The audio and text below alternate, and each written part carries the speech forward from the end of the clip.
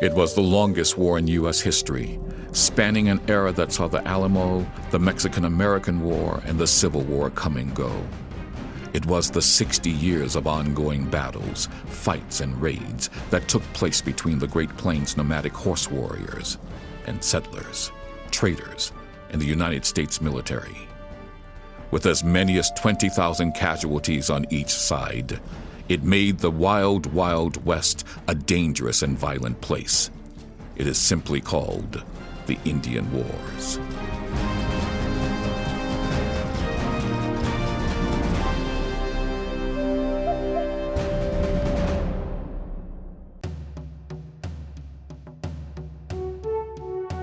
In the battle for the North American continent, between the native peoples and the Euro-Americans, nothing has fueled the emotions and imagination more than the massacres on both sides during the Indian Wars in the second half of the 19th century.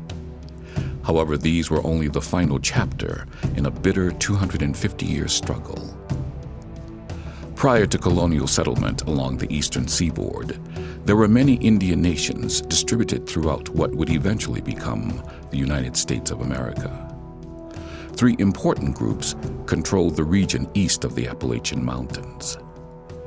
First, the Iroquois League held the balance of power in eastern North America until the end of the 18th century. Next, the Powhatan Confederacy held power over the middle and South Atlantic coast, including present-day Virginia, North and South Carolina, and Georgia. The largest group, the Algonquian-speaking tribes, lived both east and west of the Appalachian Mountains. They formed a less powerful group that dominated the Great Lakes region and part of the Mid-Atlantic area. Further to the south and west were the Alabama, Caddo, and Tunica. Many of these tribes initially helped the colonists to thrive in the harsh conditions of North America, often symbolized by the first Thanksgiving in 1621 at Plymouth, Massachusetts. After that, the relationship between the colonists and Indians soon turned confrontational. At first, these hostilities took the form of skirmishes along the frontier, but soon evolved into wars. The first was the Pequot War in 1637. Fought in Connecticut and Rhode Island, it established a pattern for subsequent Native American warfare. When the Pequot refused to give up Indians who had murdered a white trader, the Puritans retaliated by attacking the principal Pequot settlement. Whites burned the village and slaughtered over 500 of its inhabitants. The surviving Pequot were relentlessly pursued until killed or driven out of the area. 40 years later, this strategy was used again in King Philip's War, 1675 through 76, to keep New England colonists from being driven into the sea. King Philip was given the name by the Puritans to a Wampanoag chief, Metacom. Though the Wampanoag were generally peaceful, King Philip resented white intrusions into their territory. In 1675, he led his tribe against the colonies of Plymouth, Massachusetts, Connecticut, and Rhode Island. The Indian raiding parties burned several New England towns, killed and captured hundreds of colonists, and almost succeeded in driving the Europeans out of New England completely. But colonial soldiers finally ended the threat by destroying the Indian villages and killing King Philip. The destructiveness of the war led to the idea that the only good Indian is a dead Indian. Long before it was attributed to General Phil Sheridan nearly 200 years later. Perhaps 1,000 colonists lost their lives, and the percentage of loss as compared to the total population made Philip's War the most devastating in American history. Never again would the Native Americans come as close to kicking out the Europeans from North America. Far to the southwest, Spanish priests and settlers pushed into the desert occupied by the Navajo, Apache, and Pueblo. Conquering the Pueblo, the Spanish tried to enslave them and convert them to Christianity. This worked for the better part of the 17th century, until in 1680, a charismatic medicine man, Pope, led the Pueblos in revolt against their Spanish overlords. They slaughtered 400 missionaries and settlers and forced the remaining colonists and their families to flee south to Mexico. It was this rebellion that released the Spanish horse onto the plains. Horses that went on to make up the wild Mustang herds that formed the nucleus of the nomadic Plains Indian warrior horse culture. In 1689, the Spanish came back in force and put down the rebellion, retaking Santa Fe in 1692. But the genie had been released from the bottle. The nomadic warrior culture was already underway.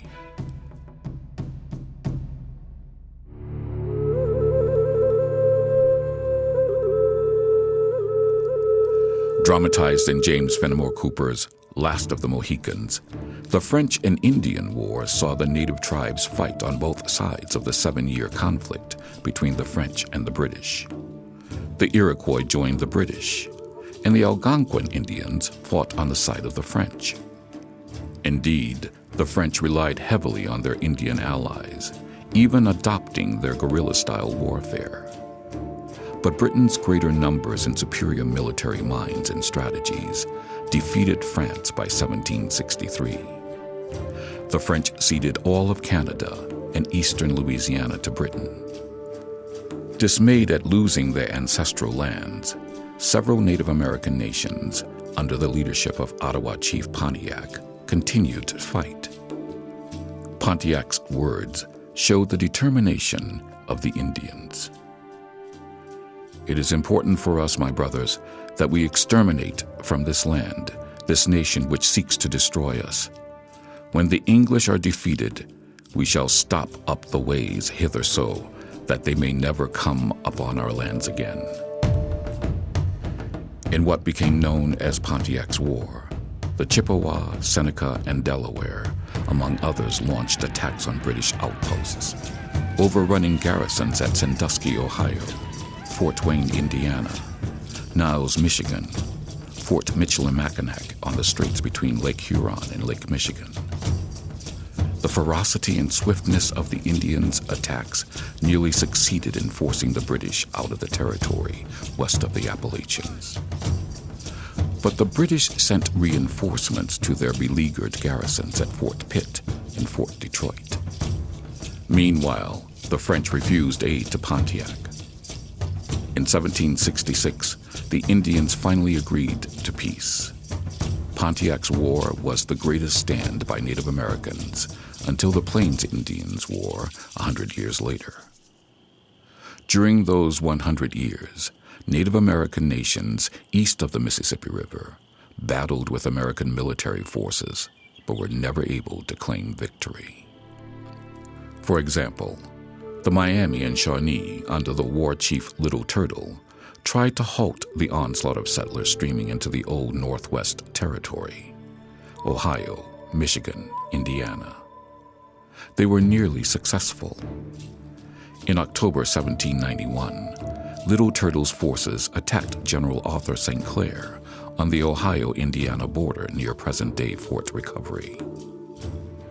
St. Clair lost more than 800 of his 1,400 men.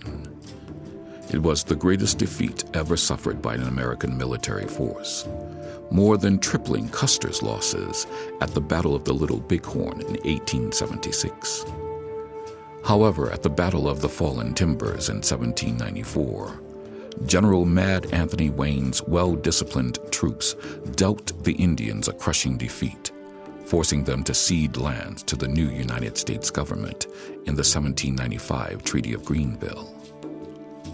15 years later, the celebrated Shawnee war chief Tecumseh and his brother, known as the Prophet, tried to organize a grand alliance of Indian nations throughout the Ohio River Valley to fight westward migration. But at the Battle of Tippecanoe in 1811, General William Henry Harrison led a group of militia who destroyed any chance of Tecumseh's Confederation succeeding. Impressed by Tecumseh's oratory, the part-white William Weatherford, known as Red Eagle, led his Creek warriors against Fort Mims on the lower Alabama River in August 1813.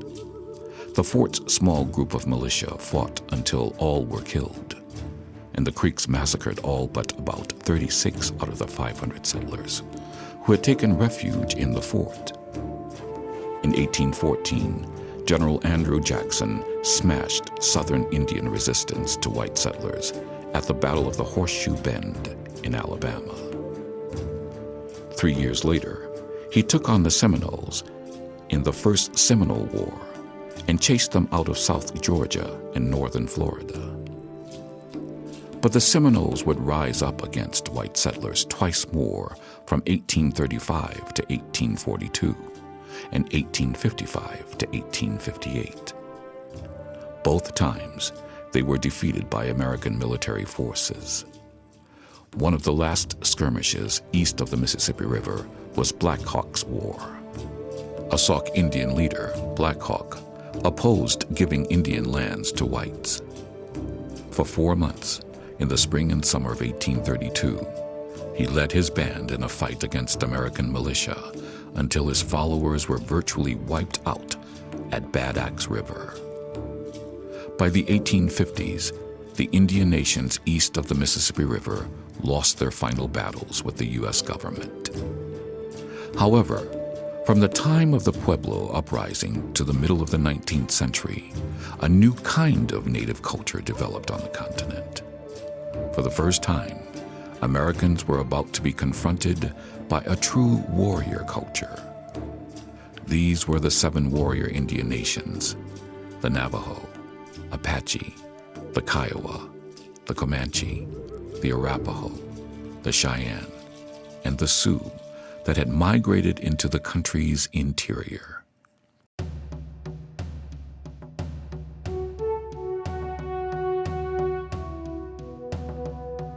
True warrior cultures have been rare during Earth's history. The greatest honor for the one that arose on the American Central Plains was to count coup, or to touch an enemy. Those warriors who acquired this distinction were held in the highest regard. From the time of birth, young boys were steeped in this culture, and all boys, whether they became warriors, hunters, scouts, or shamans, learned the arts of war from an early age. In fact, the way of the warriors started before birth. From the moment a woman became pregnant, she prepared her child for survival by making amulets that would protect him. These amulets were often in the shape of a lizard or a turtle. As for the fathers, once their sons were born, they made small weapons for them to play with, and when the child could stand, he gave him a bow. Growing up, boys played games that tested their skill with weapons. One game, the hoop game, had young boys shooting arrows at a rolling hoop of wood. Once a boy was old enough, his father gave him a colt and instructed him on how to ride and care for it. Around puberty, advanced warrior training began.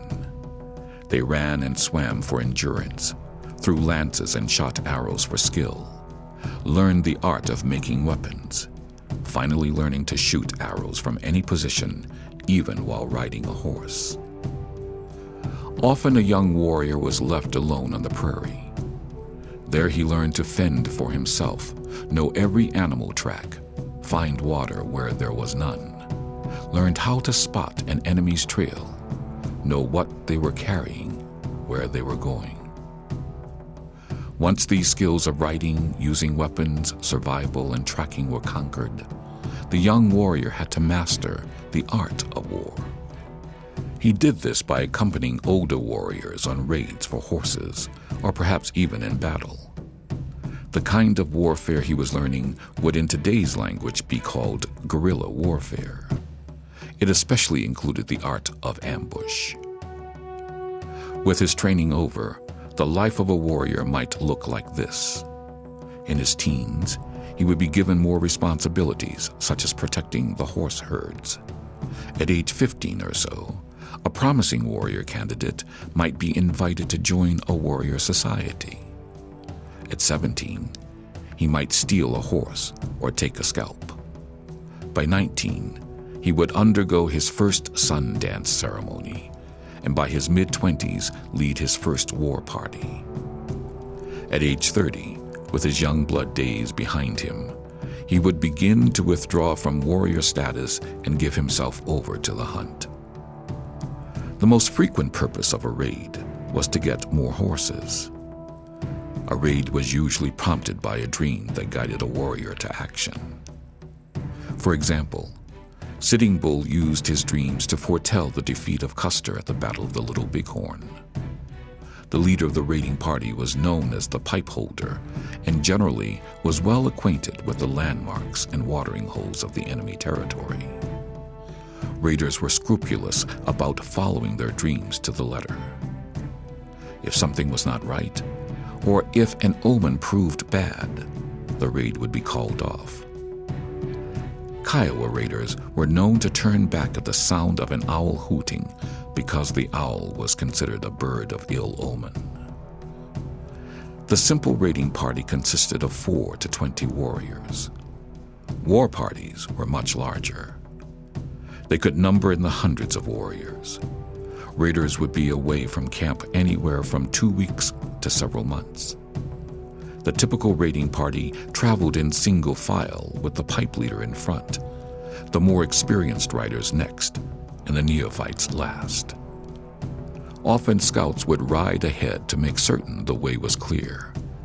Before an attack or ambush, the warriors prepared themselves for battle, donning headdresses and painting their faces. Their individualized attack strategy, a strategy that embodied the warrior ethos, worked well against fellow Indian nations, but failed them in their later conflicts with the United States military. While a war party approached a camp as a unit, once a battle commenced, any thought of cooperation flew away, and every warrior fought for individual honors. On these raids, a warrior would have a full complement of weapons.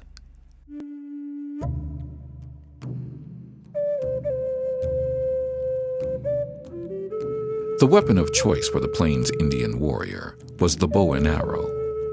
They made 2 types of bows, a self bow fashioned from a single piece of wood, and a composite bow manufactured from layers of wood, bone, or horn, glued and lashed together with sinew. Warriors also made composite recurve bows that were so powerful that they could send an arrow completely through a buffalo. Bowstrings were made from sinew or rawhide strips. Most bows were from 3 to 3.5 feet in length and took at least a month to make. Usually warriors carried 2 or more bows when raiding. Bows were only as good as the arrows they shot, and warriors took special pains to ensure their arrows would fly straight and true. They used wood, plentiful on the plains, including gooseberry, ash, birch, cane, dogwood, currant, osage orange, and willow. They measured on the average 25.5 inches in length. Each arrow bore the owner's distinctive marks. Arrowheads were the most intriguing part of the arrow. Most Indians in the Plains Wars did not use stone points. Instead, the Plains warrior used iron tips obtained from the whites in trade or raids. When a wagon train was captured or a farmstead raided, iron barrel bands were taken as prime loot because one band could yield up to 20 arrowheads. Quivers held the bows and arrows. Like all the Plains warriors' belongings, the quiver was usually decorated with beads, quills, and animal skins. However, the arsenal of the Plains warrior was not limited to bows and arrows. From an early age, warriors were taught to fight with a variety of weapons, including lances, knives, clubs, and hatchets. All of these weapons were usually highly decorated with eagle feathers, animal skins, or quills. The knife was the most versatile weapon a warrior had, and could be used in a variety of tasks, from hunting and food preparation to killing an enemy. The earliest knives of the Plains Indians came from stone and were exceedingly sharp, able to cut meat precisely or take a scalp. But they dulled quickly, and during the Indian Wars, metal blades soon surpassed flint knives. And of course, warriors carried a war club for close-in fighting. With the introduction of the horse, club handles increased in length so that a warrior could strike an enemy while mounted on his horse. Club heads were first made from stone or buffalo horn, but the more famous and readily identifiable hatchets and tomahawk pipes were made from iron. Nothing struck fear in the heart of a settler or a cavalryman more than an Indian warrior charging with a tomahawk raised. Finally, as early as the mid-17th century, Indians obtained muskets through trading or raiding. By the time the Plains Indian culture arose, rifles were part of every trading company's stock, and just prior to the Indian Wars, every Indian nation possessed firearms. Still, the warrior on horseback with his bow and arrows was the Earth's most effective fighting machine at that time. After years of fighting each other, the Plains Indians were about to test their warrior skills against the advancing American frontier.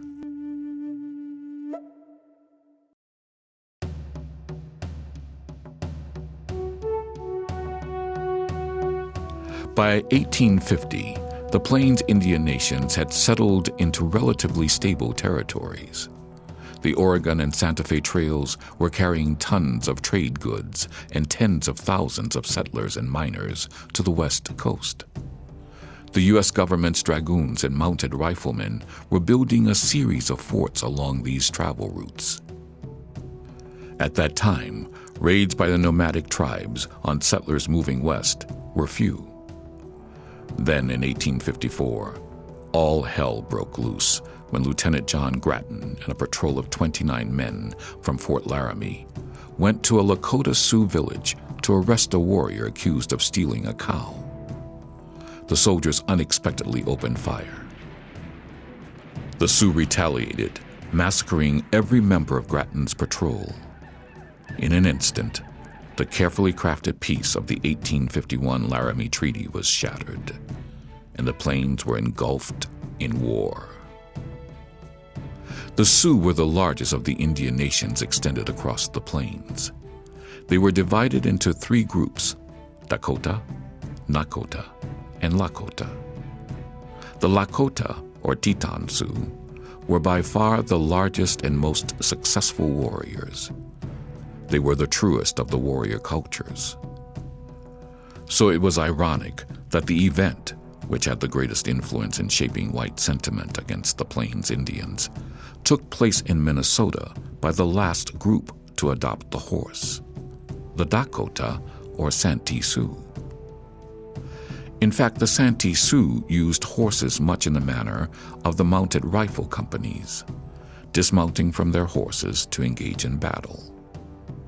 The Santee were a woodland group of Indians, which had been pushed west onto reservations along the Minnesota River. In what was to become known as the Minnesota Massacre, or the Sioux Uprising, more whites were killed than in any other Indian war conflict west of the Mississippi. It began on August 17, 1862, when 4 Sioux hunters attacked a white farm family near Acton, Minnesota, killing the father, mother, and a daughter. For the next month, the Sioux rampaged against settlers, farms, and towns, killing 644 whites and capturing nearly 300 men, women, and children. The Santee chief, Little Crow, now declared that the war had begun. Little Crow knew the Santee had little chance of winning. However, he told his warriors, "Little Crow is not a coward. He will die with you." Other Santee war chiefs, Mankato, Big Eagle, Shakopee, and Graybeard also declared for war. The time to reclaim their land had arrived, and for the next month, southwestern Minnesota was aflame with fighting. All right, as the uprising developed, the Indians had attacked both the upper and the lower agency. Some of the survivors that escaped those attacks managed to reach Fort Ridgely and bring the commander there, Captain John Marsh, the word of what had happened. Marsh was suspicious that the reports were exaggerated, but felt nonetheless that it would be necessary for him to investigate. So he marched from Fort Ridgely with a force of 46 men and one interpreter. When he reached the Redwood Ferry across from the lower agency, his force was attacked by Indians concealed in the brush along both sides of the river. In the fight that followed, approximately half of Marsh's command were killed, including Marsh himself, who drowned in the river. The remainder of his force managed to return to Fort Ridgely. In the course of the uprising, the Sioux mostly attacked undefended farms and small settlements. But in 2 instances, they attacked a large town and an army post. Following the attack on Redwood Ferry, on Marsh's command at Redwood Ferry, the Indians could not agree as to whether they should attack Fort Ridgely or New Ulm. Little Crow was of the opinion that they needed to attack Fort Ridgely, but he was outvoted by the majority of the warriors who wanted to attack New Ulm, seeing that there was a lot of plunder to be had in that community, which was then about 1,000 people. So the majority of the Indians then moved toward New Ulm. A stiff fight ensued, in which the Indians were eventually repulsed by the determination of the defenders, supported by some local militia from the surrounding areas. The following day, the Little Crow was able to muster a strong force of warriors. They attacked Fort Ridgely and were repulsed. And New Ulm itself was attacked a second time several days later. And again, the defenders were successful in repelling the Indians. By the beginning of September, the tide of battle had swung against the Sioux. The final engagement took place at Wood Lake, Minnesota. In late September, Colonel Sibley, who had been appointed military commander of the region by the governor of Minnesota, marched up the Minnesota River Valley with a force of approximately 1,600 men, composed mainly of volunteer regiments of Minnesota infantry that had been recalled from Civil War duty. On the 23rd of September, 1862, Sibley's force encountered Little Crow and his warriors, numbering perhaps as many as 1,000, in what has come to be known as the Battle of Wood Lake. The Indians were defeated.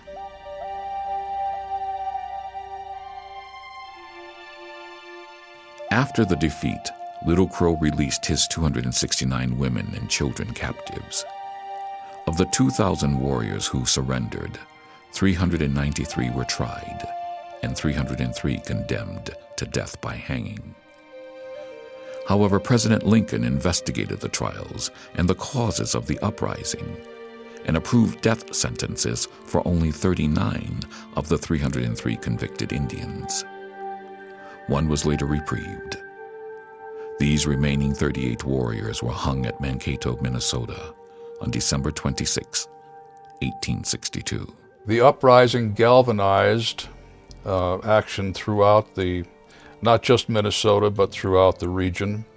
Military action followed in 1863 and 1864, in which the survivors of Little Crow's army, if you want to think of it as that,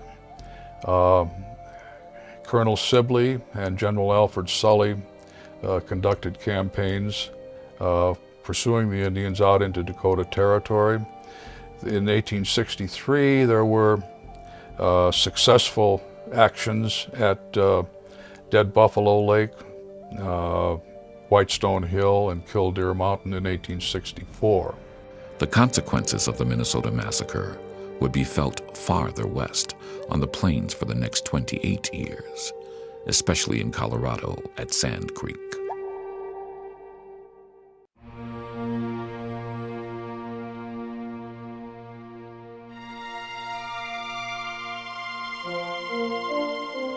Sometime around 1740, the Cheyenne Nation migrated onto the plains along the Missouri River in South Dakota. While still living as traditional woodland Indians, they had been preyed upon for decades by other tribes and nearly driven to extinction. That changed with the Great Horse Dispersal at the beginning of the century. Practically overnight, the Cheyenne became skilled horsemen. Now capable of handling their former enemies, the Sioux and Crow, they became formidable fighters. At the same time, they also became expert buffalo hunters. Adopting the Sioux teepee for living, the Cheyenne warrior hunter bands could now take their families with them when they needed to follow the buffalo. On the plains, the Cheyenne prospered and their numbers grew dramatically. Militarily, their strength also grew, first through an alliance with the Arapaho and later the Sioux.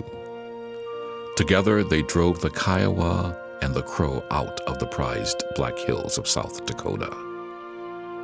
75 years of nomadic life had turned the Cheyenne into a full-fledged warrior culture.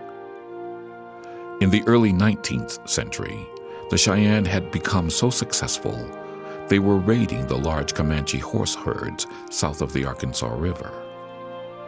During these raids, many of the Cheyenne fell in love with the region of Kansas and Colorado north of the Arkansas River. It was resplendent with tall grass prairie and buffalo. By 1825, over half of the Cheyenne Nation, joined by many Arapaho, had migrated into this buffalo-rich region permanently. The move was motivated by economics.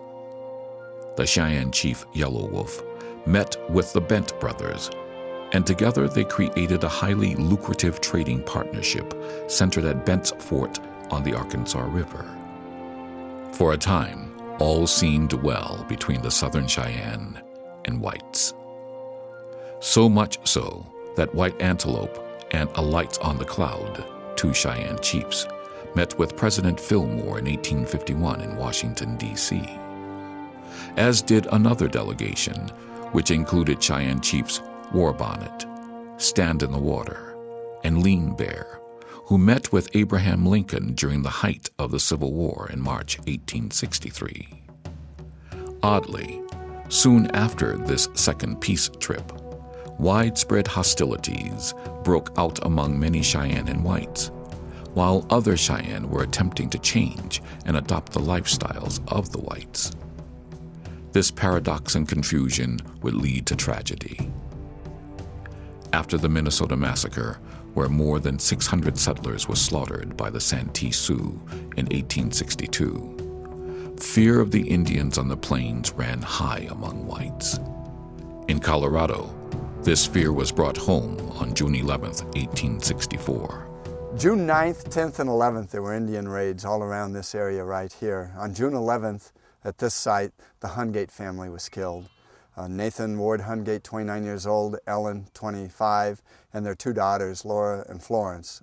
Laura not yet 3 and Florence not yet 5 months. They were killed here. Their bodies were then brought into Denver and displayed. They had been mutilated. Nathan was found about a mile or a mile and a half south of here along the creek, Running Creek, Box Elder Creek. These raids were done by Cheyenne, Kiowa, and Arapaho.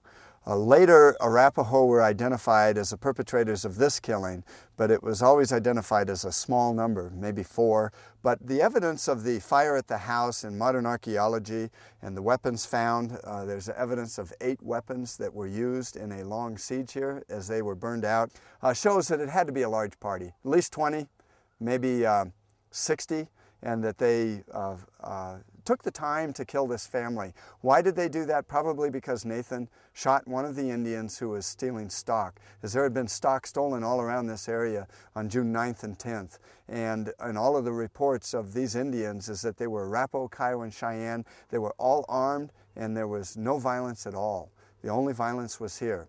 Violence occurs later in August on the Overland Trail, not far from Colorado and Nebraska, and 53 settlers are killed there. And that, along with the murder of the Hungate family, is what fueled the military expedition and the 3rd Volunteer Colorado Cavalry and Colonel John Chivington to attack Chief Black Kettle Cheyenne Village at Sand Creek on November 29, 1864. A month earlier, near Fort Larned, Kansas, the Cheyenne chief Lean Bear, just back from his meeting with Lincoln, was gunned down by troopers as he approached, showing the peace medal given to him by the president. Using this attack as an excuse, the Cheyenne Dog Soldiers made settlers in Kansas and eastern Colorado pay a heavy price. Indeed, this attack added fuel to the raids the Cheyenne had already begun at the same time. In June 1864, Colorado Territorial Governor John Evans issued a proclamation directing friendly Indians to appear at the various U.S. government forts. 2 months later, the Great Cheyenne Chief Black Kettle requested a meeting with the commander of Fort Lyon, Major Edward Wynkoop. Wynkoop was highly impressed with Black Kettle. He later wrote, "The chief sat, dignified, immovable, with a slight smile on his face." A bond of mutual trust was formed between the two men. As a result, Black Kettle, White Antelope, and Bull Bear, one of the leaders of the Dog Soldiers, traveled to Denver to meet with Governor Evans and Colonel John M. Chivington for a council held at Camp Weld. Chivington, a former minister, was the military commander in Colorado Territory and nominal head of the 3rd Colorado Regiment, formed exclusively to hunt down Indians. At the meeting, Black Kettle said, "All we ask is that we may have peace with the whites. You are our father. We've been traveling through a cloud. The sky has been dark ever since the war began." In return, Evans accused the Cheyenne of initiating hostilities and said, "The time when you can make war best is in the summertime. When I can make war best is in the winter. You, so far, have had the advantage. My time is just coming." At the end of the conference, Chivington stated, "My rule of fighting white men or Indians is to fight them until they lay down their arms and submit to military authority. They are nearer Major Wynkoop than anyone else, and they can go to him when they get ready to do that." Ironically, both sides wanted peace, and yet the conference ended without any firm commitment to peace from either side. Indian historian D. Brown wrote that Black Kettle took Chivington's remarks to mean that Black Kettle's people would be safe if he brought them to Fort Lyon on the Arkansas River.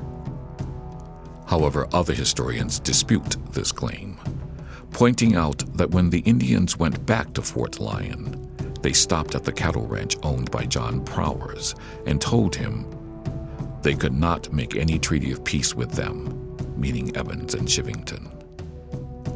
On November 9, 1864, Black Kettle and the Cheyenne began arriving at Fort Lyon.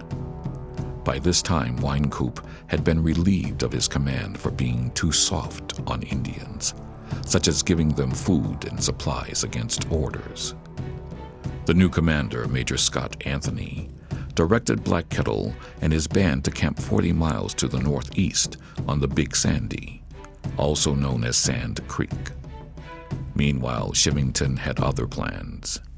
Colonel Chivington, who had been at the Camp Weld Council in Denver in September '64, learned at that meeting that the Indians that he had been hunting for and hoping to kill for several years were probably camped at the Fort Lyon area or on the Big Sandy Creek nearby. In mid-November, he left Denver with his troops, headed downriver down the Arkansas to Fort Lyon, which he reached on the night of November 28th. On November 28th, now in command of 700 troops armed with short-barreled carbines and pistols, and with 4 12-pound mountain howitzers, Chivington ordered his cavalry to march to Black Kettle's encampment.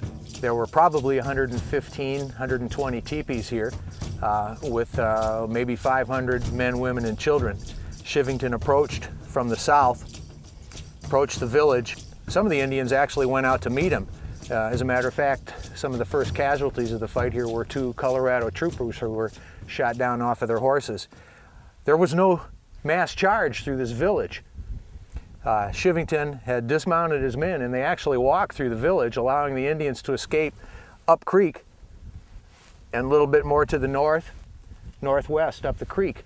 The soldiers walked through the village. When they got to the far end, they saw the Indians fleeing, and it was at that time that many of the officers lost control of their men.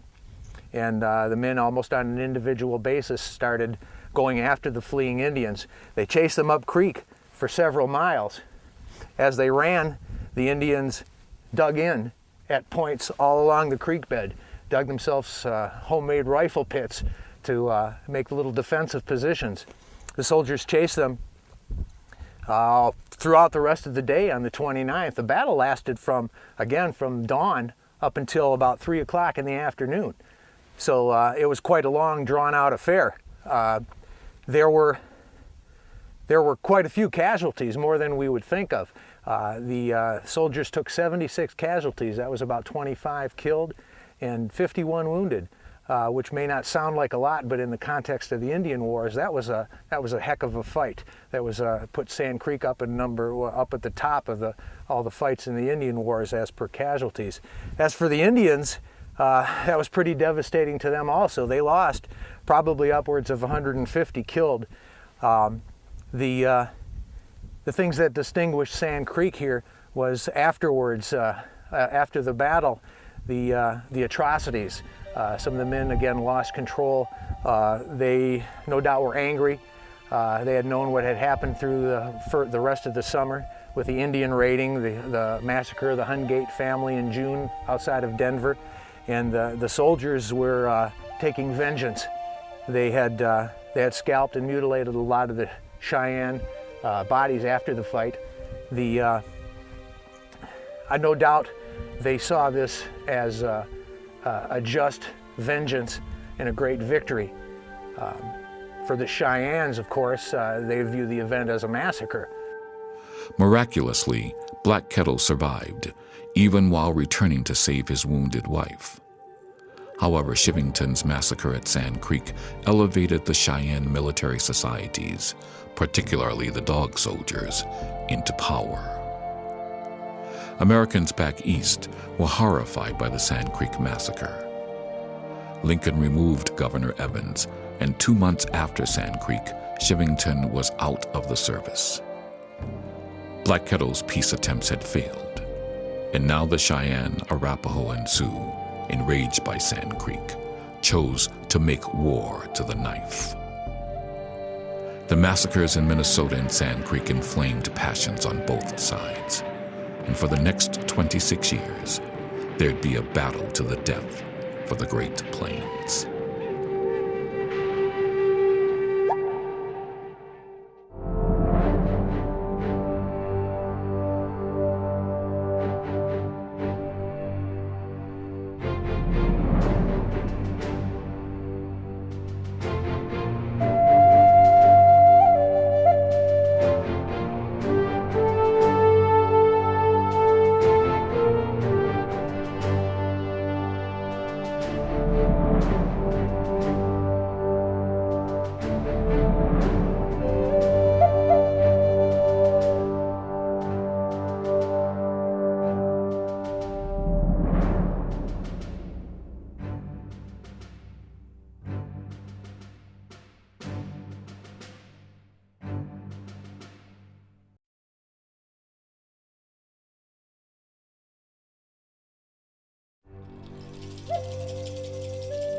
It was the longest war in U.S. history, spanning an era that saw the Alamo, the Mexican-American War, and the Civil War come and go. It was the 60 years of ongoing battles, fights, and raids that took place between the Great Plains nomadic horse warriors and settlers, traders, and the United States military. with as many as 20,000 casualties on each side. It made the wild, wild West a dangerous and violent place. It is simply called the Indian Wars.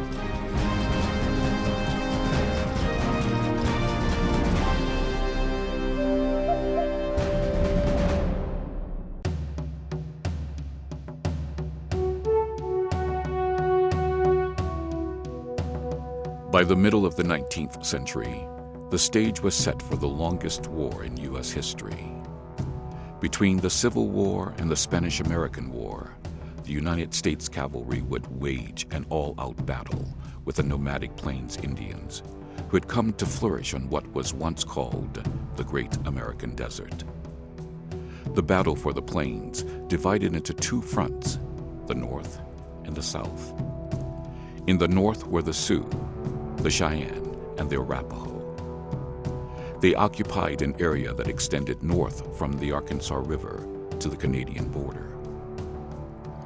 The first chapter in this battle began in 1845, when Colonel Stephen Kearny took 250 men in 5 companies of the 1st Dragoons across the plains, showing the flag, hoping to demonstrate the United States military might and superiority.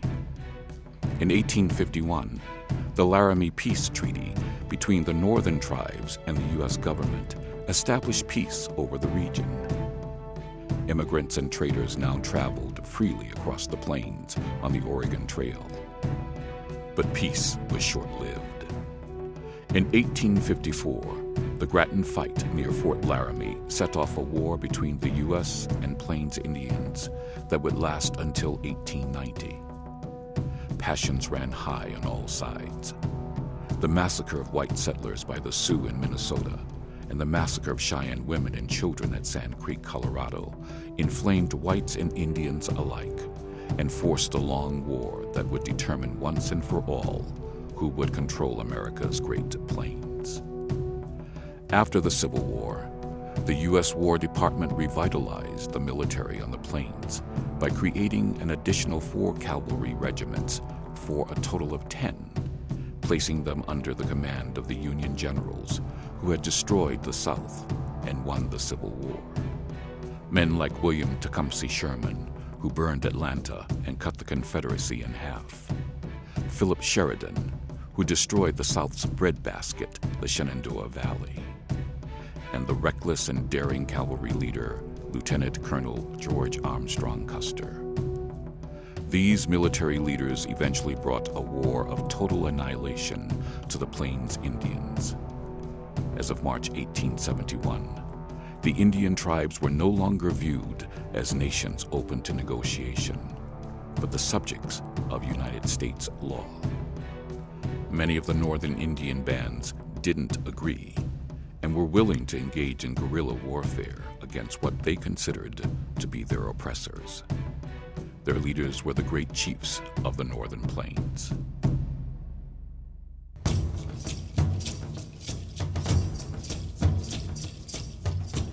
Facing the cavalry were Native Americans who had been tested by the constant warfare between the Plains Indians tribes. The northern Indian tribes, the Sioux, Arapaho, and Cheyenne, were governed by chiefs, but they weren't like the chiefdoms that ruled some of the eastern Indian nations. That is, they weren't ruled or governed by a single powerful leader. Indeed, at any given time, each tribe had many chiefs.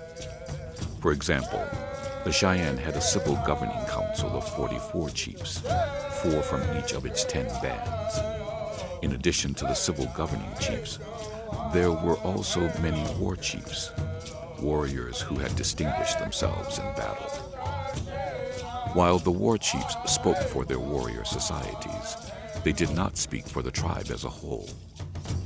However, the U.S. government needed the participation of the war society leaders to legitimize any peace agreement. Having no other term for these non-civil leaders, the whites usually called them chiefs as well. Many of the so-called chiefs associated with the battles of the Northern Plains were war leaders and spiritual leaders. Unlike the kings and queens of Europe, The position of chief was not hereditary, nor was it democratic. They were selected for their qualities of excellence in battle and wisdom in governing for the welfare of the band or tribe. Some of the best-known chiefs in the 36-year battle for the Northern Plains were the Sioux leader Red Cloud, whose tactics shut down the Bozeman Trail in 1867. Roman Nose, the charismatic leader of the fierce Cheyenne warriors. The Sioux war chief and spiritual leader Sitting Bull, who led the fight to save the Black Hills. The Cheyenne leader Dull Knife, who fought with Red Cloud to shut down the Bozeman Trail. In Minnesota, the Santee Sioux leader Little Crow took on the settlers and the army. And Crazy Horse, the oddball and brilliant Sioux war leader whose tactics turned back General Crook at the Rosebud fight, and a week later defeated Custer at the Little Bighorn. One of the best-known chiefs would have one phase of the battle for the Northern Plains named after him. It was the battle for the Bozeman Trail, often called Red Cloud's War.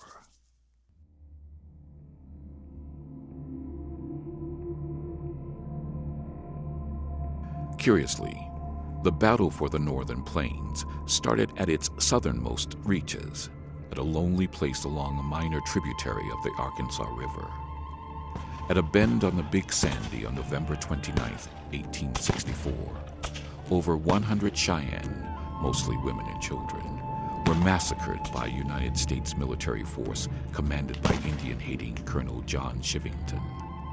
Led by Black Kettle, these Indians were moving towards accommodation with Washington's desire to place all nomadic Indians on reservations, where they would learn a sedentary lifestyle. Once the word of the Sand Creek Massacre spread, many bands of Cheyenne and Arapaho were horrified and enraged. Not only were they angry with Black Kettle's course of action, but they also sought revenge. In the dead of winter, a great war council convened at Cherry Creek, Kansas.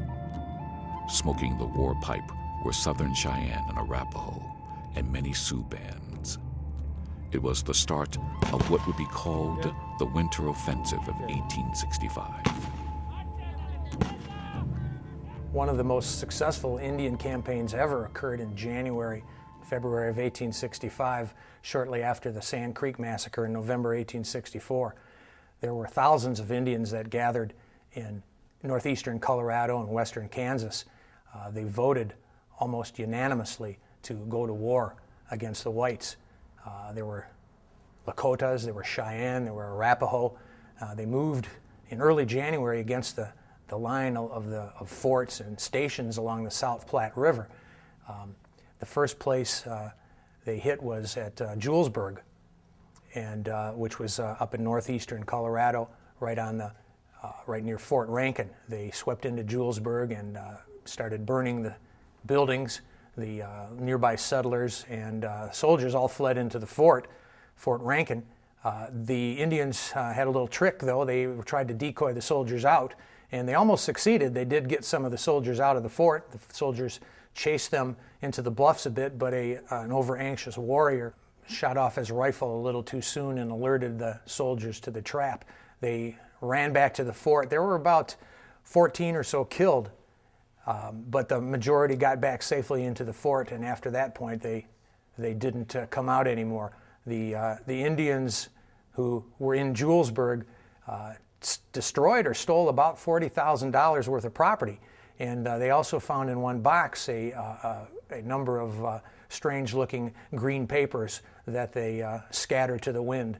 Of course, the paper was money, and they didn't realize the value of it. The Indians also, throughout the month of January, they attacked several stations. They attacked Wisconsin Ranch and Denison's and American Ranch, Godfrey's Ranch. The attack on American Ranch was successful. They had killed Mr. Morris and many of his employees, and they captured Susan Morris and her children. They tried to attack Godfrey's Ranch also, and Godfrey put up a little better defense. He and his wife, children, and employees held out behind their adobe walls and actually killed about 17 attacking Cheyenne and Lakota. The successful defense there earned Godfrey the name of Old Wicked, and his ranch there, the Indians later called Fort Wicked. The Indians were back, though, in early February. They had never left the area. They had been blocking off the supplies, the mails. Colorado was isolated. Nobody could get through. And in early February, they were still around. They attacked Julesburg again, burned down and destroyed the little bit that the people had built back in the month intervening between the two fights. They surrounded Fort Rankin again, and this time the soldiers didn't come out. They stayed put. The Indians had their say, and after about a month and a half of hanging around the South Platte Valley and doing what they wanted, the Indians finally moved off north and ended up in what is today Wyoming. If John Chivington had any satisfaction out of all this, if he wanted to drive the Indians out of Colorado Territory, well, he actually finally did so, but they left on their own accord, and they left taking their own sweet time about it. The Cheyenne headed north with their allies, reaching the Powder River in northwestern Wyoming by spring. The nearly 1,000 warriors and their families were never seriously threatened by the Army. However, it was only a matter of time before Washington responded to the Indian raids along the South Platte. Washington's response came that summer. Brigadier General Patrick E. Connor was in charge of a campaign that would push deep into Sioux territory. However, the campaign was largely a failure. But it did keep the Sioux and the Cheyenne from raiding along the South Platte Road in Colorado. At the same time, the Sioux and the Cheyenne felt that they had chased the soldiers out of the Powder River country and taught them a good lesson. Perhaps more importantly, one Sioux leader, Red Cloud, learned an important lesson fighting the whites. Massive charges against the new weapons of the soldiers could not succeed if the warriors were armed only with lances, bows and arrows, war clubs, and the old muzzle-loading rifles of the fur trapper days.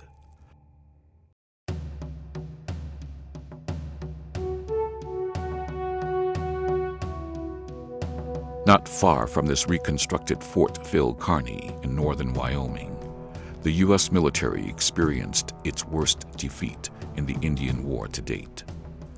It was reconstructed because Indians under the leadership of Red Cloud and Ogallala Sioux burned down the original after its abandonment, along with other forts on the Bozeman Trail. The disaster occurred here at the site of this monument. In December of 1866, snow was on the Bighorns. It was a gloomy day, and woodcutters were gathering the necessary fuel for the fort's operations. Suddenly, the woodcutters came under attack by a small Sioux raiding party. When word of the attack reached the fort, its commander, Colonel Henry B. Carrington, sent Captain William J. Fetterman to protect the woodcutters and the wagons. Carrington ordered Fetterman not to pursue the raiding party, as this was a common ambush tactic used by the Indians. However, Fetterman ignored his orders and chased after the raiding party. He chased the party over this ridge into a trap. On what would become known as Massacre Hill, upwards of 1,000 Sioux and Cheyenne warriors rose up from hiding and attacked the patrol. Fetterman's command of 81 men was completely wiped out. Fetterman and another captain, Frederick H. Brown, reportedly shot each other simultaneously in the head at the end of the battle. The Indians had lost 63 warriors with nearly 100 wounded. Ironically, 2 civilians using repeating Henry rifles killed and wounded most of these Indians. The leader of the ambush was a Minneconjou Sioux, Chief High Backbone. The battle also launched the military career of the famous Sioux warrior Crazy Horse. When the battle was over, as Chivington's men had done to the dead Cheyenne at Sand Creek, the Sioux mutilated Fetterman and his men, scalping, hacking off limbs, and disemboweling the dead soldiers. A tough winter followed for the troops at Fort Phil Kearny, Fort C.F. Smith, Fort Reno, and Fort Laramie. The Indians, expecting the usual retaliation, dispersed. But when none materialized, they resumed raiding forts along the Bozeman Trail. Then on August 2nd, 1867, the Wagon Box Fight took place. This battle contained a tactical lesson for Red Cloud's army. They removed the wagon boxes from the running gear, or the chassis if you prefer, of the wagons, and arranged these in an oval into which they herded the livestock at night to protect them from Indian depredations. On the morning of August 2nd, 1867, probably about 7 to 8 o'clock, the defenders at the wagon box corral and the woodcutters and their escorts in the various cutting areas around the corral, probably anywhere from a half a mile to a mile distant, were attacked by a large body of mainly Sioux warriors. In the fight that ensued for the next several hours, the defenders positioned inside the wagon box corral were able to very successfully repel 3 or possibly even 4 assaults by the Indian warriors. The advantage that the defenders brought to this particular fight was the Springfield Allen breech-loading rifle with which they had been recently issued. What the Springfield Allen breech loader, the advantage of that is that the top of the breech is opened and a cartridge is inserted into the chamber. The breech closed, the weapon is cocked, and then fired. As opposed to the muzzle loading weapon, where the bullet and the powder have to be inserted into the barrel of the weapon, rammed home, and then the weapon is cocked and fired. So the breech loading weapon meant that the defenders were able to put out a heavier volume of firepower than they would ordinarily have been able to do. And the Indians found this disconcerting and were unable to overcome it. A relief column arrived from the fort about 1 o'clock, 1:30 perhaps, and the Indians dispersed upon the arrival of the relief column. The Indian casualties ranged probably the 50 to 60 casualties is the most accurate. Army casualties, there were 3 killed and 2 wounded. Washington now changed directions and called for a new peace conference to be held at Fort Laramie in the fall of 1867. Chief Red Cloud said he would not attend until the forts were abandoned along the Bozeman Trail. In a surprise move, they were. Red Cloud and his warriors burned the hated Fort Phil Kearny to the ground. Soon after, Red Cloud arrived at Fort Laramie in November of 1868 and signed one more peace treaty. So who was this Chief Red Cloud? Red Cloud was perhaps the most important Plains Indian leader in the 19th century. As a warrior chief, his tactics copied the Army's best strategies. He used decoys to draw cavalry patrols into ambushes. And like the cavalry, he established a supply depot so that his followers had a constant source of food, arms, and ammunition. And during attacks, his warriors worked together instead of pursuing individual honors. What was remarkable about Red Cloud was that in his 50s, after using war to obtain autonomy for his people, he wisely switched to politics as the only hope for Sioux freedom. even as others such as Sitting Bull and Crazy Horse were fighting the battle for the Black Hills. Using his prestige in the 1880s on the Pine Ridge Indian Reservation, he worked to obtain precious food and supplies for his people. Opposing the ghost dance movement, he understood that it would bring the army to the reservation, which resulted in the massacre at Wounded Knee. Red Cloud died in 1909, still fighting for the dignity and self-reliance of the Lakota. The peace negotiated during the Second Laramie Treaty would last briefly until the next chapters of the battle for the Northern Plains, the fight for the Black Hills, and the demise of the Cheyenne.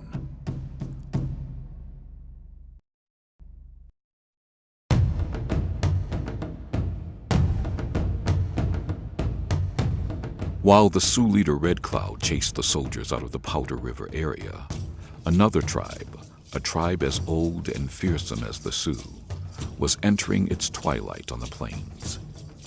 By the end of 1869, the proud and daring Cheyenne were in decline.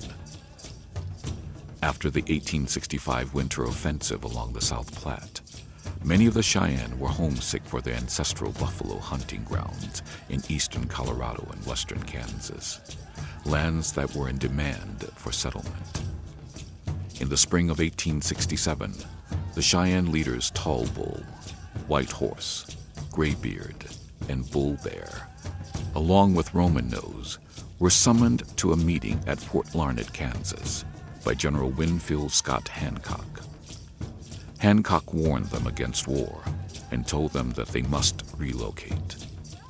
Uneasy with his terms, the Cheyenne returned to their camp. A week later, with 1,400 troops, including Custer's 7th Cavalry, Hancock advanced upon the Cheyenne village, wanting to speak with their war chiefs, especially Roman Nose. But frightened by so many soldiers, the warriors and their families fled. During their flight, some of the Cheyenne raided stagecoach stations, ranches, and railroad camps, bringing travel across western Kansas and eastern Colorado to a standstill.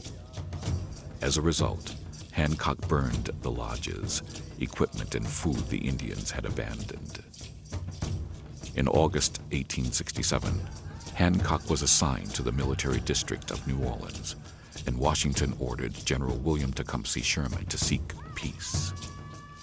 In the fall of 1867, the Kiowa, Comanche, Arapaho, Kiowa Apache, and Cheyenne gathered 60 miles south of Fort Larned at Medicine Lodge Creek. At first, Roman Nose refused to attend the meeting. However, the whites knew that a peace treaty without Roman Nose's signature was worthless. No Cheyenne warrior exhibited more physical perfection or personal power. His 6'4" presence and reputation of being impervious to bullets on the battlefield emboldened all his Indian warriors, pushing them into frenzied attacks. By 1867, his stature as a warrior was so great that he commanded the allegiance of several hundred Cheyenne warriors from all the Cheyenne societies. Finally, Roman Nose showed up at the Medicine Lodge conference site in October. When the moment of signing came, Roman Nose could not sign, nor accept reservation life. Nearly 400 warriors headed north, having cast their lots with the Cheyenne's most famous warrior, Roman Nose, who would not surrender. He was determined to live or die in the Cheyenne's ancestral lands. During the spring and summer of 1868, Roman Nose led his men in raids against the whites. Eventually, Cheyenne chiefs Tall Bull and White Horse and their followers joined him. To find these raiders, the Army created a special company of 50 rough frontiersmen known as Forsyth's Scouts. On September 17th, the Scouts trailed the Indians to the Arickaree Fork of the Republican River. At this place called Beecher Island, a great battle took place. The fight was a result of Indian raids that had been taking place in north central Kansas throughout the summer of 1868. and a civilian force under Major Sandy Forsyth was organized and decided to trail the Indians. They went through western Kansas for a few weeks until they came on a big trail, which led them here to the Arikara Fork of the Republican. And here they found about bit off a little bit more than they could chew. The scouts were on the north side of the creek when that morning of the 17th they discovered a few Indians trying to steal their horses. The few Indians turned out to be about 500, and Major Forsyth told the scouts, let's get ourselves across the river and onto this little sandy island that was in the middle of the Arikara down in that area. They dug themselves into the sand, killed some of their horses, and very soon the Indians accommodated them by charging down on them. The Indians would have come out from up creek a little farther in this area here. There was a canyon behind where they massed some of their charges, and that first day there were 3 or 4 major charges. Some of them led by Pawnee Killer, led some of the Lakotas. Tall Bull was here of the Cheyenne Dog Soldiers, Bull Bear. They made several charges down the Arikara against the dug-in scouts on what would become known as Beecher Island. That was for Lieutenant Frederick Beecher, who was killed here. Throughout the day, about the only things that was saving the scouts was their Spencer repeating rifles. Finally, at the end of the day, Roman Nose showed up, who was one of the famous warriors, leaders of the Elkhorn Scrapers Society. And they said, Roman Nose, where have you been? Well, Roman Nose has, throughout this day, knew of the fighting, but his medicine was broken. Roman Nose had the day before eaten in a Sioux camp, and he had been given fried bread with an iron utensil, which he couldn't do. He was only supposed to eat with wood, and he knew that was going to break his medicine. Nevertheless, at the end of the day, Roman Nose decided he's going to have to fight, even though he knew he would be killed. Roman Nose gathered up one of the final charges of the day. Probably 50 yards or so short of the island, the Spencers rang out again. Roman Nose went down, hit several times. The scouts had survived the day. The warriors had found Roman Nose and taken him back to give him proper burial. With Roman Nose dead, most of the Cheyenne now headed south to be with Black Kettle. But within a year, a few dog soldiers, under the leadership of Tall Bull, came north again. In the spring of 1869, they ravaged the Saline and Solomon Valleys in north central Kansas, murdering settlers and capturing women and children. This time, the Army pursued them relentlessly, attacking the Cheyenne wherever they could catch them and forcing them to stay constantly on the run. On July 11, 1869, Major Eugene Carr and 250 soldiers caught up with the elusive Cheyenne here at Summit Springs, south of Sterling, Colorado.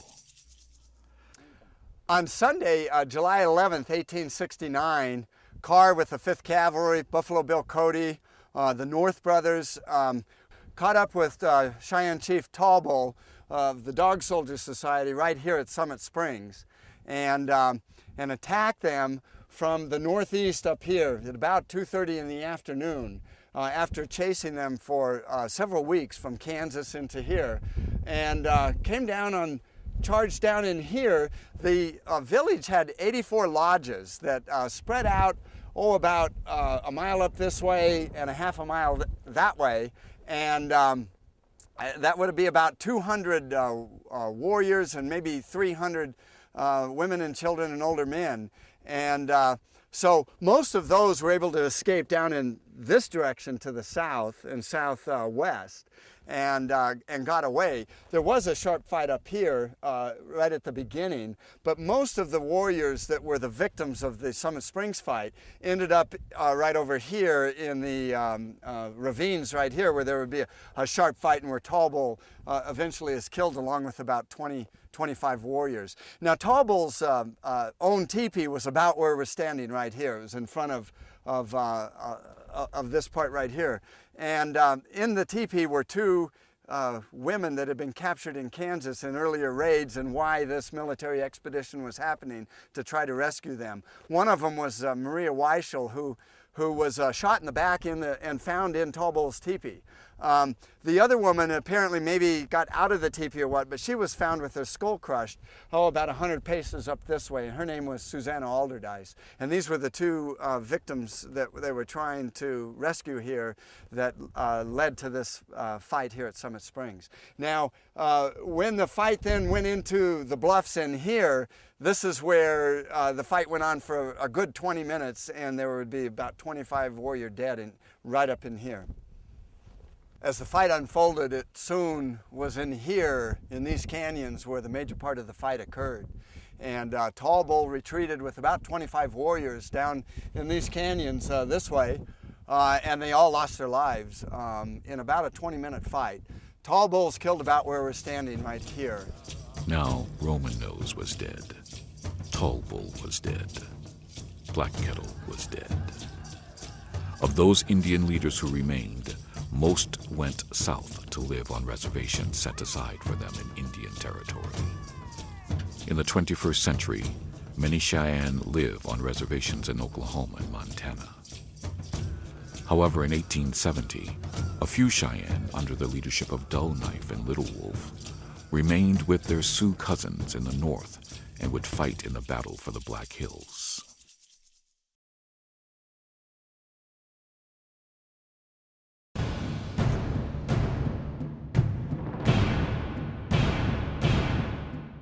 At this popular tourist attraction here in south central Montana, in what is now known as the Battle of the Little Bighorn, or Custer's Last Stand, three famous and heroic figures of the Indian Wars came together: Crazy Horse, Sitting Bull, and Lieutenant Colonel George Armstrong Custer. In an odd way, it was the battle that decided who would rule the northern plains once and for all.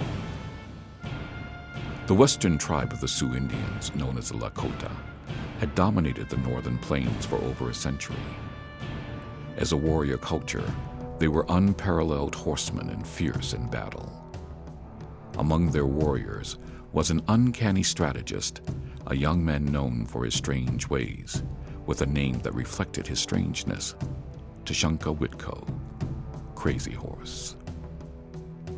Born in 1849, Crazy Horse, at age 13, had already raided the Sioux's traditional enemy, the Crow. Still just a 17-year-old teenager, at the Fort Phil Kearny massacre, he was one of the decoys that led Captain Fetterman's patrol into an ambush. After the Fetterman massacre, Crazy Horse studied the ways whites fought. Going into the Black Hills, he sought visions that would tell him how to defeat the U.S. cavalry. As a result, he became one of the Sioux's most successful military leaders. However, the foremost chief among the Sioux was a revered warrior and holy man, Ayatanka, known to the whites as Sitting Bull. As a young man, Sitting Bull earned a great reputation as a warrior, becoming a leader of the Sioux Strong Heart Warrior Society. His courage made him a legendary figure in the Indian Wars. In the middle of a fight with soldiers on the Yellowstone River, Sitting Bull calmly smoked a pipe on the battlefield while bullets whizzed by him. After finishing, he cleaned the pipe and then casually walked back to the Indian lines. Colonel George Armstrong Custer was known to the Sioux as Hard Backsides Custer because he rode in the saddle all day and all night chasing Indians. Born in Ohio in 1839, he attended West Point. Though he graduated near the bottom of his class, he nonetheless won his spurs in the Civil War and was given a brevet promotion to Major General because of his unflagging courage and lightning strikes against Confederate forces.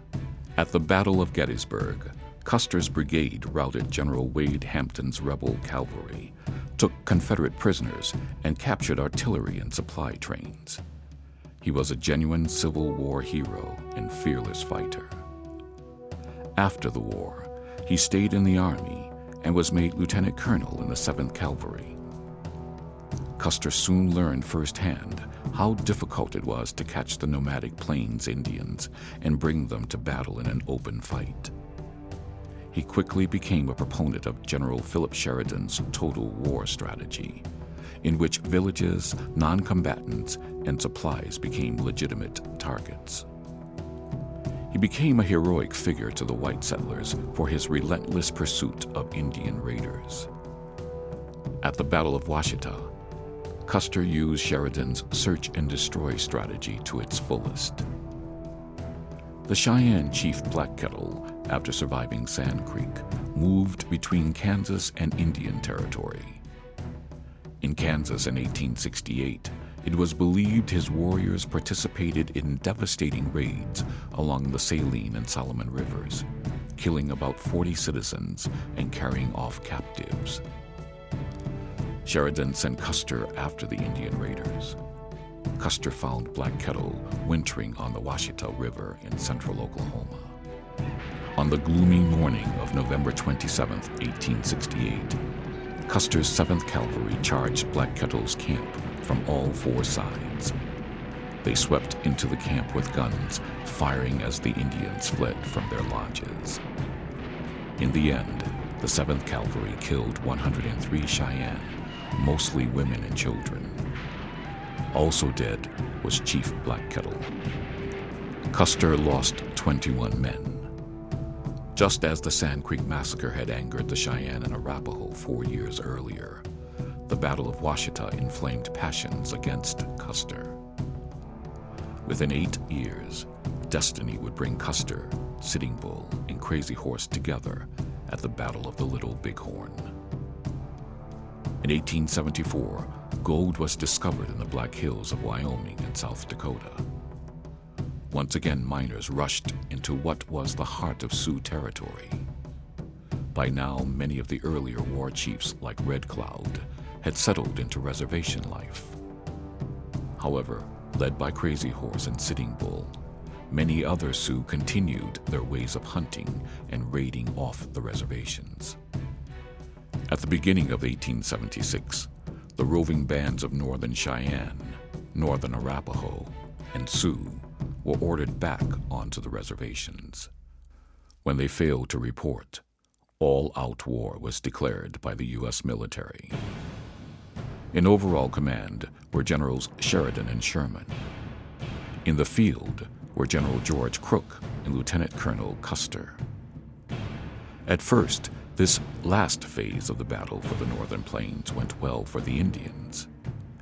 At the Battle of the Rosebud, Crazy Horse dealt General George Crook his only defeat in the Plains Indians' War. Then came the most famous battle in all of the Indian Wars, the Battle of the Little Bighorn. On June 25th, leading the 7th Cavalry, Custer, under orders to seek out and attack any Indians he found, got word of a Sioux encampment along the Little Bighorn River in southern Montana. But it was not a simple village. In reality, it held nearly 8,000 Indians and over 1,500 warriors gathered for their annual Sundance Festival.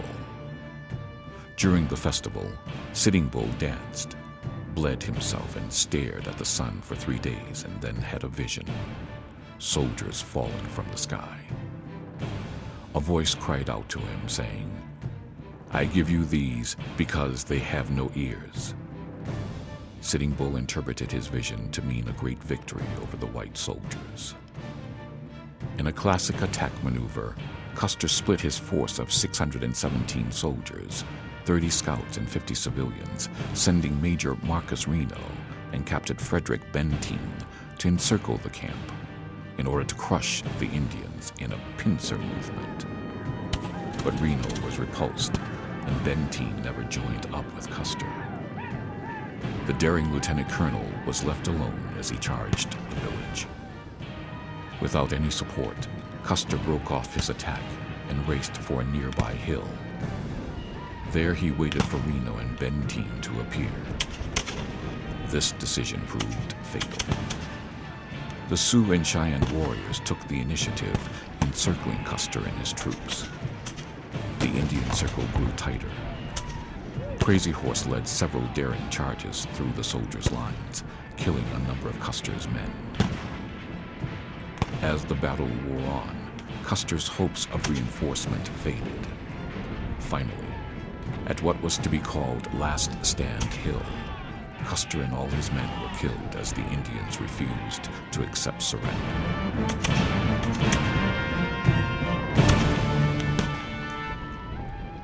Though a stunning victory, this battle sealed the fate of the Sioux. Easterners who had once sympathized with Plains Indians now called for retaliation. In that fateful year, after the victory at Little Bighorn, the Sioux suffered one devastating defeat after another. Early in 1877, Crazy Horse's warriors were routed, and the power of the Sioux over the northern plains was broken forever. Sitting Bull finally surrendered in 1881. He later joined Buffalo Bill's Wild West show. In 1890, he was shot dead at Standing Rock by Indian police. Custer, in the history of the Indian Wars, has sort of in modern times taken a bad rap for his personality. He was a well-known hero from the Civil War. His exploits were well-known there. When the 7th Cavalry was formed and he took that over as a lieutenant colonel after being a major general in the Civil War, they decided to make the 7th Cavalry the elite cavalry, and that was his charge. Even though he was second in command of the 7th Cavalry, the acting commander was never in field command. Custer was always in field command. And his actions at the Little Bighorn, if you sit and wonder how could, as he dies with about 225 men, and he attacks a village that is huge in size, as many as 2,000 warriors, and he attacks the center of the village with 212 men. What's going on? Well, if you look at his one Indian victory at the Washita in November of 1868, his success there was in capturing 53 women and children and using them basically as hostages to keep the other warriors from surrounding him. And I think a similar view could be looked at the Little Bighorn in his actions there. If he could get into the village soon and get the women and children before the warriors know what's happening, they won't attack him. And but that didn't happen. And the disintegration of his command up there is one of the great mysteries of the Indian Wars. But I think it's a mistake to look at George Armstrong Custer as the sole cause of that. He had strategies, and he had care and compassion for his men. He had a very generous and kind heart.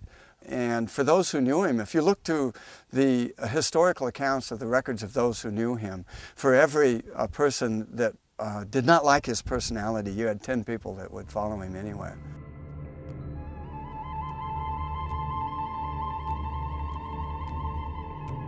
Near this monument in southwestern South Dakota, the last battle of the Indian Wars took place. 14 days earlier, the last great Sioux warrior chief, Sitting Bull, was shot while being arrested by his own people. Warriors whose deeds had become legends, Roman Nose, Crazy Horse, and Little Crow, were gone. The nomadic way of life had vanished like the buffalo, swept aside by the winds of change. And on that day, December 29th, 1890, a massacre would mark the end of the battle for the Northern Plains, just as another massacre, the Grattan Massacre, had started it 36 years earlier. The place of this monument is called Wounded Knee. The rush toward the final reckoning began when the Paiute Indian messiah, Wovoka, created a dance which he said would bring back the buffalo and the Indian dead to repopulate the plains and sweep the white man from the face of the earth. Called the Ghost Dance by the Indians, it stirred fear in the hearts of ranchers, farmers, and townspeople across the West. Stories of the indiscriminate Indian retaliation were fresh in their memories. On the Pine Ridge Reservation in South Dakota, the Ghost Dance had brought the Indians out into the December snows. Every night, they danced until they were exhausted, and it made troopers from the 7th and 9th Cavalry and the 8th Infantry uneasy. the Pine Ridge Indian agent James McLaughlin wired the federal government, urgently demanding protection. Indians are dancing in the snow. They are wild and crazy. We need protection, and we need it now. On December 28th, the Sioux chief Bigfoot, sick with pneumonia, was returning to Pine Ridge with 350 followers after participating in a ghost dance. Units from the 7th Cavalry, Lieutenant Colonel Custer's old regiment, intercepted them and escorted the men, women, and children to the encampment at Wounded Knee, where an army doctor cared for Bigfoot and the Indians bought supplies. The next morning, reinforced with artillery, the 7th Cavalry commander, Colonel James W. Forsyth, ordered Bigfoot's band to disarm. During negotiations, a scuffle started with a Sioux medicine man, Yellowbird, and a rifle shot thundered in the crisp winter air. Forsyth's troops opened fire. Hotchkiss guns raked the camp. Some warriors grabbed their weapons and returned fire as the Indians fled. When the battle ended, 128 Sioux were dead, including Bigfoot and Yellowbird. Often portrayed as a massacre, the battle was not as one-sided as it seemed. The 7th Cavalry lost 25 men and 35 were wounded, the second highest casualties in battle for the 7th Cavalry in all the Indian Wars. Later, it has been speculated that some of these casualties may have been caused by friendly fire. To the settlers on the Great Plains, Wounded Knee was a great victory that heralded the end of a 40-year reign of terror by the Plains Indians. Over 100 years later, the Sioux Nation still survives on 15 reservations scattered across their old hunting grounds. Buffalo have begun a comeback. The old Sioux ways of living are enjoying a revival, cherished by Indians and whites alike. And interest in the longest American war has never been greater.